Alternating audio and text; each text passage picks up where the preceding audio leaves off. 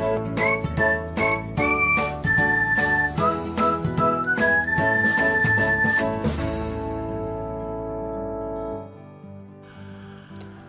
everyone, welcome back to another episode of Technologyglance.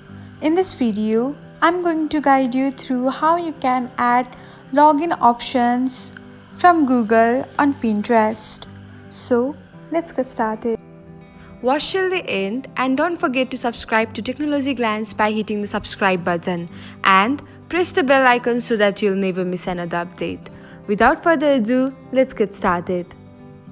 First of all, open the Pinterest tab on your device. Now, tap on your profile icon. Then, select the three dots icon. Next, tap on Settings and then select Security and Logins. Now, tap on the Login options and then turn on the button beside the Google. After that, tap on the Continue option. Select your Google account you want to link with. And that's it. You've just added the Google account as your login option for your Pinterest account.